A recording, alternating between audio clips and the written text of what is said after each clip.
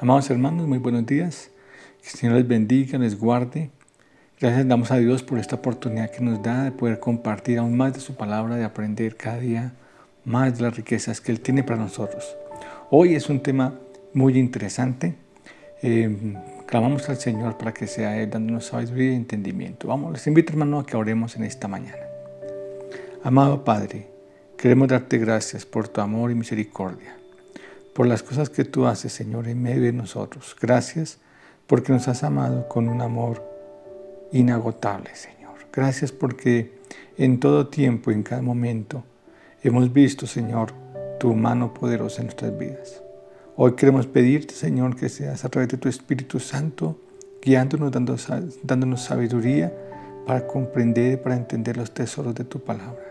Gracias por el amor y el favor no merecido, Señor.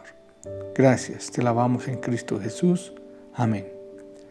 Bueno, amados hermanos, el estudio de hoy le he colocado un título que en aquel tiempo impactó y creo que hoy impacta más si lo vemos en cada sociedad.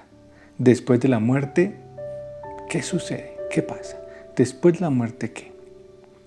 En aquellos tiempos, hermanos, habían personas que pertenecían al grupo, al parte de Israel, los saduceos, pero ellos no creían en la resurrección. Y en el compartir en el mundo griego, cuando Pablo está predicando a diferentes naciones, reconocemos que fue a varias partes enseñando la palabra, también habían personas que no creían en el Señor. Y aparte de eso, algunos no creían en la resurrección. Y entra un debate, entran preguntas. Entonces, empieza Pablo a cuestionarlos. Es decir, bueno, si no hay resurrección, pues entonces nuestro Señor Jesús tampoco resucitó. Y si Él no resucitó, entonces nosotros somos testigos falsos porque hemos dicho que le hemos visto. Pablo enumera cómo se apareció a Pedro, se apareció a los apóstoles, a los 12 apóstoles, cómo se apareció a más de 500, dice, a Felipe, y por último, dice el apóstol, se me apareció, yo vi al Señor resucitado. Entonces dice, entonces sería encontrado como un falso testigo porque he dicho que le he visto. Y adicional dice entonces, ¿qué sería mi fe? Pues es una fe vana, una fe que no tiene sentido porque estoy creyendo en alguien que simplemente no es de quien estoy hablando. Es una fe vana. Y Pablo llega a un punto muy importante. Dice, y si todo esto es así, si eso fuera cierto, entonces, de acuerdo a lo que está escrito, nosotros no hemos sido perdonados de nuestros pecados. Es decir, aún estamos nosotros en deuda con Dios y el Cordero de Dios, que ha venido a suplir la necesidad, a quitar esa condenación, no ha venido, entonces nosotros aún estamos en pecado. Y no solo nosotros, sino todos aquellos que antes de nosotros han dormido, ellos también aún están en pecado. No se ha cumplido la promesa de la palabra. De esta manera está Pablo con ellos, está debatiendo y empieza Pablo a exponer acerca de qué sucede después de la muerte. En el día de hoy, hermanos, he enmarcado dos puntos importantes que considero son aquellos que deben quedar en nuestra mente, en nuestro corazón, referente a este estudio. El primero, el nuevo nacimiento será una experiencia total que viviremos solamente al estar con el Señor Jesucristo, al verlo físicamente, es decir, en su gloria. Segundo, el gozo de la vida eterna en Jesús llena plenamente el corto tiempo de espera que hoy vivimos. Coloquemos nuestra mirada en Jesús, en Yeshua, el Rey, el Gobernante. Muy bien, hermanos, y les invito a que vayamos a nuestro texto de referencia. Está en 1 Corintios, capítulo 15, versículos del 22 al 28. Lo leeré en la versión Reina Valera del 60. Dice así la palabra. Porque así como en Adán todos mueren, también en Cristo todos serán vivificados. Pero cada uno en su debido orden. Cristo, las primicias, luego los que son de Cristo en su venida, luego el fin, cuando entregue el reino al Dios y Padre, cuando haya suprimido todo dominio, toda autoridad y potencia, porque preciso es que Él reine hasta que haya puesto a todos sus enemigos debajo de sus pies. Y el postrer enemigo que será destruido es la muerte, porque todas las cosas las sujetó debajo de sus pies. Y cuando dice que todas las cosas han sido sujetadas a Él, claramente se exceptúa aquel que sujetó a Él todas las cosas. Pero luego que todas las cosas le estén sujetas, entonces también el Hijo mismo se sujetará al que le sujetó a Él todas las cosas, para que Dios sea todo en todos. Muy bien, hermanos. Y vamos a dar inicio al desarrollo mirando principalmente los aspectos en cada versículo. La primera parte dice, porque así como en Adán todos mueren, también en Cristo todos serán vivificados. Entendemos claramente el concepto de que cuando el hombre ha caído en Adán, nosotros, por la misericordia del Señor, fuimos llevados a un tiempo límite, es decir, la muerte apareció como consecuencia del pecado. Y la muerte es la consecuencia que todos viviremos, porque la paga del pecado es muerte, mas la dádiva de Dios es vida eterna en Cristo Jesús, por cuanto todos pecaron y estamos destituidos de la gloria del Señor. Es decir, que la paga del pecado es muerte. Dice, también en Cristo todos serán vivificados. Y el término vivificar viene del griego y puede traducirse como dar vida, vivificante, igual que vitalizar.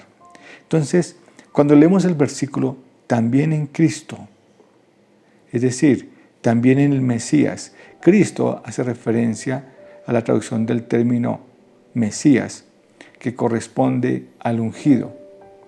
También en Cristo, el Mesías, el ungido, en Él seremos vivificados. ¿A quién se unge? Al Rey. El Rey es ungido, el gobernante, aquel que viene a establecer su reino. Al Rey es a quien se unge. De manera que cuando estamos diciendo también en Cristo, en el Mesías, en el gobernante, todos serán vivificados. Todos tendremos vida. Él nos dará vida. Es decir, que Cristo es aquel que nos da la vida en Él, cuando estemos en Él.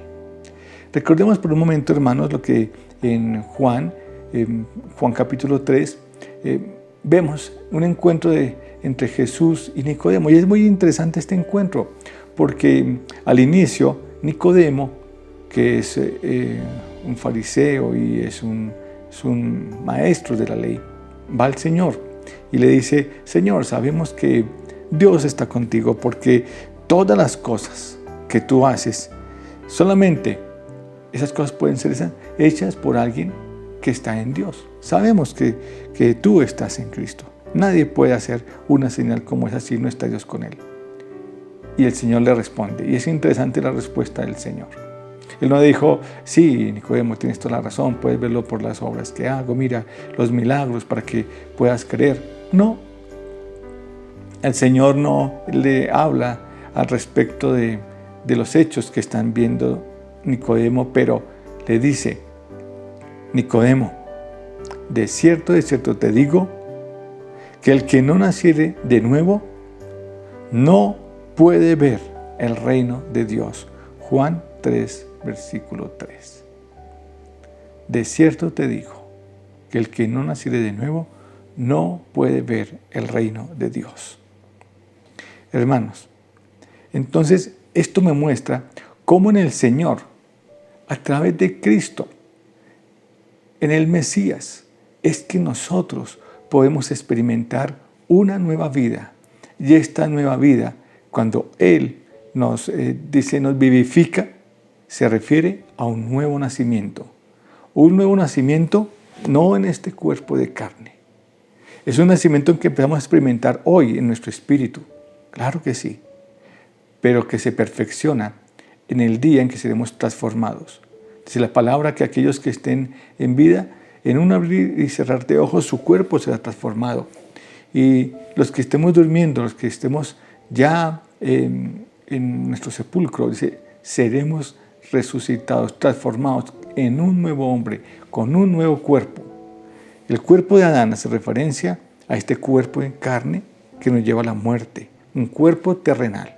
Pero el nuevo cuerpo en Cristo es un cuerpo celestial. La palabra nos enseña dándonos y mostrándonos cómo hay cuerpos terrenales y hay cuerpos celestiales. El cuerpo con el que Señor resucitó era un cuerpo celestial. Recordemos que Él comió con los discípulos cuando resucitó con un propósito, que entendieran que no era un fantasma. Y Él les dijo, tóquenme. Un cuerpo se toca, se puede sentir, para que comprendamos nosotros que seremos resucitados en un cuerpo físico, pero un cuerpo celestial. Ese es el nuevo nacimiento. El día en que nos encontremos en ese instante, experimentaremos el concepto de lo que es nacer de nuevo, de un nuevo hombre, de una nueva vida en Cristo, una nueva creación en Él. Seremos hechos como Él es. Él es nuestro hermano mayor. Bueno, el pasaje que estamos leyendo continúa y dice, pero cada uno en su debido orden. Cristo, las primicias, luego los que son de Cristo en su venida y luego el fin, dándonos o mostrándonos las resurrecciones. Es decir, me está diciendo, hay un orden, vamos a resucitar, porque así como en Adán se experimenta la muerte, en Cristo se experimenta la vida. Y seremos vivificados en Él, en el Mesías, en su debido tiempo, en su debido orden. Y miremos qué interesante el orden que plantea el apóstol. Dice, cada uno en su debido tiempo. Cristo es el primero que ha resucitado. Pero van a decir, no, momentico, no. En el Antiguo Testamento yo leí que el profeta Elías resucitó al hijo de la viuda donde él estuvo un tiempo guardado y el Señor le protegió. También podemos mirar cómo el Señor sí que resucitó a Lázaro de entre los muertos. Resucitó a un joven, una niña, la hija de Jairo. Es decir, ¿por qué decimos que Cristo es el primero que ha resucitado? Porque es el primero que ha resucitado, pero no en este cuerpo de muerte, no en el cuerpo recibido por la naturaleza de Adán, sino que ha resucitado en el cuerpo prometido, en un nuevo hombre, en el nacer de nuevo, en el cuerpo celestial. Cristo se constituye como el primero. En 1 Corintios 15, de 5 al 8, dice que apareció a todos, a Cefas, apareció a todos, le vieron ese cuerpo resucitado. Y podemos ver la referencia que está en Apocalipsis capítulo 1, versículo 5. Es interesante cómo en el libro de Apocalipsis el apóstol Juan empieza a escribir cada uno de estos acontecimientos que vamos a mirar. Y vamos a hacer ese paralelo. En Apocalipsis 1:5 dice, y de Jesucristo el testigo fiel, el primogénito de los muertos y el soberano de los reyes de la tierra, al que nos amó y nos lavó de nuestros pecados con su sangre. Juan es testigo nuevamente de el Señor resucitado, pero esta vez lo ve como Él está en el cielo, en el trono, allí en el Padre, y dice claramente, Jesucristo, el testigo fiel, el primogénito de los resucitados, de los muertos, porque Él ha resucitado. De manera que Cristo es el primero. Después dice las primicias. Las primicias, y este aspecto de las primicias, encontré anotaciones muy interesantes relacionadas por MacArthur, en la Biblia de estudio de MacArthur, y del cronologista bíblico Michael Root, donde habla que las primicias las explican entendiendo claramente que estas primicias, estos primeros resucitados, deben estar con el Señor. En Apocalipsis 4:4 dice, y alrededor del trono habían 24 tronos. Y vi sentados en los tronos a 24 ancianos, vestidos de ropa blanca, con corona de oro en sus cabezas. Los 24 ancianos que aparecen en Apocalipsis se describen claramente por la condición de sus ropas y su corona, que ellos no son ángeles, que ellos corresponden a aquellos que han recibido también por el Mesías la vida, que han sido transformados, esa es la esperanza que tenemos. Nosotros también queremos llegar junto a estar con estos 24 ancianos, vestidos de ropas blancas y con coronas, de acuerdo a lo que el Señor nos ha prometido a lo largo de su palabra. Es claro que no son ángeles, por ello se consideran redimidos, pero ¿en qué momento estos redimidos aparecen? ¿Cuándo resucitaron? Les invito a que vayamos a Mateo, capítulo 27, versículos 52 y 53. Dice: y se abrieron los sepulcros, y muchos cuerpos de santos que habían dormido se levantaron, y saliendo de los sepulcros, después de la resurrección de él, vinieron a la santa ciudad y aparecieron a muchos. Interesante lo que dice la palabra. ¿Cuándo resucitaron estos hombres que fueron abiertos sus sepulcros? Después de la resurrección del Señor Jesucristo. Ellos son las primicias. Esto coloca el versículo que encontramos en Apocalipsis explicado, comprendiendo que los 24 ancianos son las primicias. Cuando en el pueblo de Israel se celebraba el tiempo de la cosecha, entonces las primicias eran los primeros frutos de la gran cosecha. Nosotros somos la cosecha. Y aquí podemos ver las primicias, los primeros frutos, los primeros resucitados conforme al propósito del Padre, que han sido ya presentados por Cristo, el sumo sacerdote, quien les ha llevado a la presencia del Padre, siendo ellos las primicias, los primeros frutos. Muy bien. Siguiente aspecto dice: los que son de Cristo. Los que son de Cristo, hermano, es su iglesia. Somos nosotros, los que estaremos en esperanza, en bendición, confiando plenamente en lo que el Señor ha hecho por nosotros en su palabra.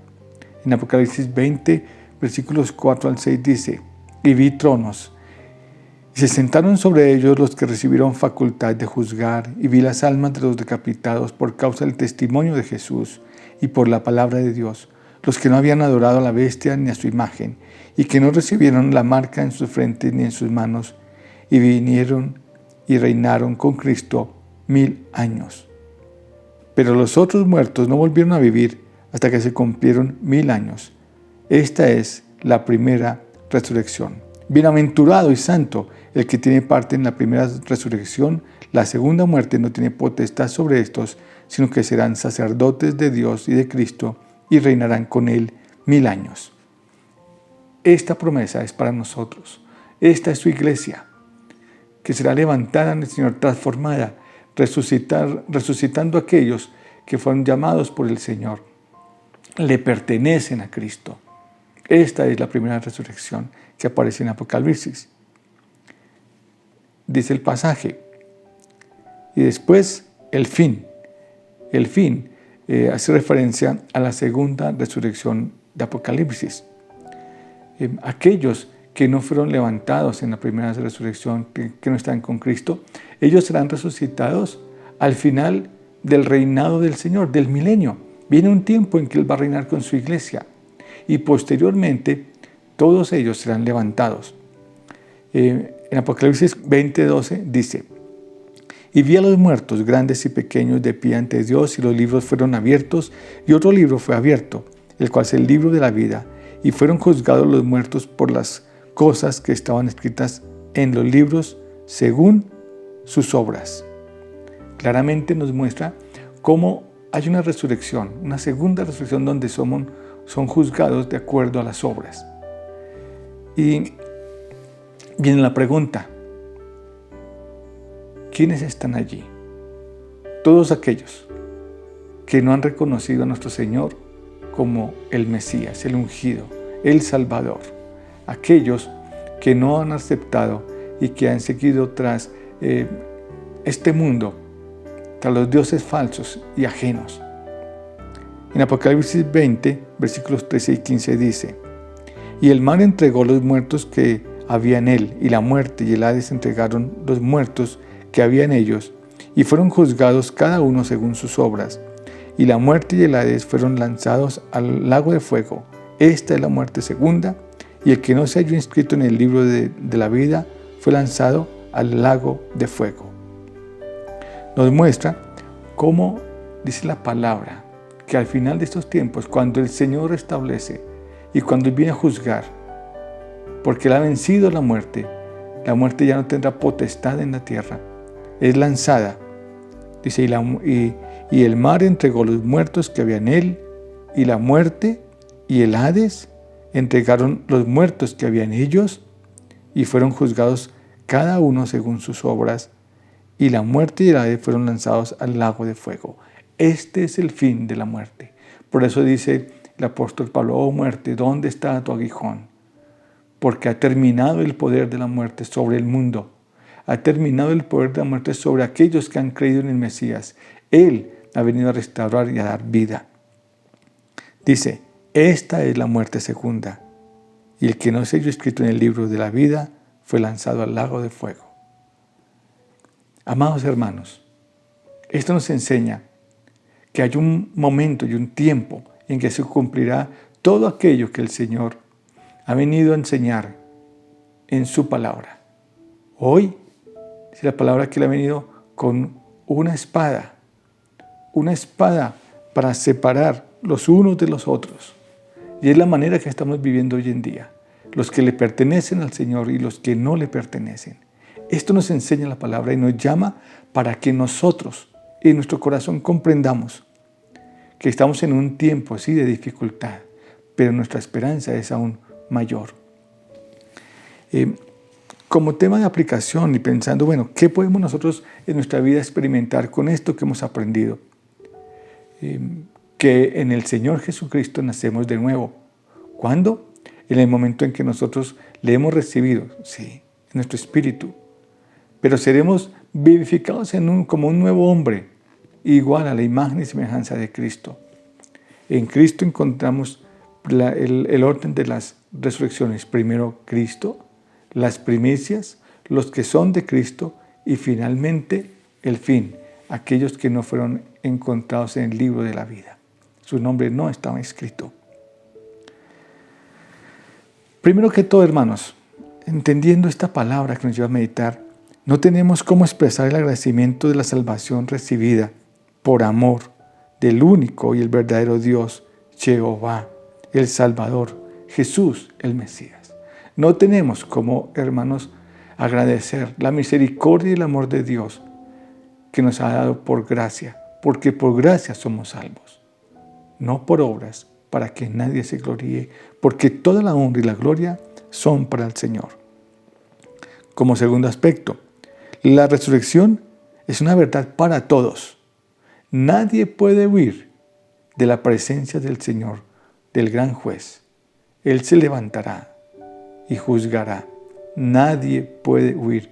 ¿Que tú no crees en la resurrección? ¿Que piensas que nos transformamos en energía y nos disipamos en el universo? La palabra dice que no, que un día todos estaremos de pie ante el Señor. Así que, hermanos, tengamos presente lo que el Señor nos enseña y nos lleva a reflexionar. Y finalmente, hermanos, quiero invitarles a que vayamos a Juan capítulo 3, versículos 16 al 18, que dice: porque de tal manera amó Dios al mundo, que ha dado a su Hijo unigénito para que todo aquel que en él cree no se pierda, mas tenga vida eterna. Porque no envió Dios a su Hijo al mundo para condenar al mundo, sino para que el mundo sea salvo por él. El que en él cree no es condenado, pero el que no cree ya ha sido condenado porque no ha creído en el nombre del unigénito Hijo de Dios. Hermanos, esta es la gran aplicación para nuestras vidas. Cree en el Señor, reconócelo en tu vida, porque Él viene para darnos salvación. El que no cree, si no crees, ya ha sido también condenado. No hay otra alternativa. La palabra nos enseña que un día nosotros dejaremos este mundo, dejaremos este cuerpo y estaremos en un lugar, aquí en la tierra. Estaremos en un sitio y un día seremos levantados. O para vida, en la primera resurrección, para cruzarnos con el Señor, para estar en su presencia, para deleitarnos con aquello que el Señor ha prometido y nos ha dado. Bendiciones en lugares celestiales, donde podemos gozar de su presencia, o seremos levantados para ser echados en el fuego, en el dolor. Allí donde será es la palabra que serán lanzados al lago de fuego, al fin. O para vida eterna en Cristo, o para condenación. Así que, hermanos, que esto sea un tiempo de reflexión. Nosotros tendremos un tiempo que estaremos con el Señor. Y ese tiempo es un tiempo para vida. Y vida en abundancia, para reinar juntamente con Él.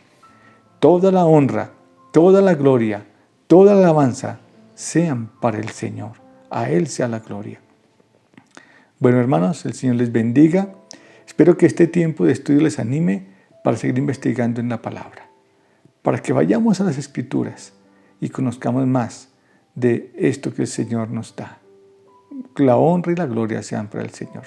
Les invito, hermano, a que oremos. Padre, gracias por tu palabra, que es vida y vida en abundancia. Gracias, Señor, por lo que tú nos enseñas. Gracias, Señor, porque tu promesa es una promesa eterna, una promesa de vida. Y en ti, Señor, nos gozamos. Gracias, Señor, por tus bondades en Cristo Jesús, nuestro Señor y Salvador. Te damos la honra y la gloria. Amén. Amados hermanos, damos gracias al Señor. Y esto nos alienta, entendiendo que el tiempo que vivimos aquí en la tierra, que aquello que padecemos aquí, es muy pequeño cuando podemos mirar y contemplar las bendiciones que nos esperan en el Señor. Un abrazo de todo corazón. El Señor les bendiga. Que toda la honra y la gloria sea para Él, hoy y siempre. Amén.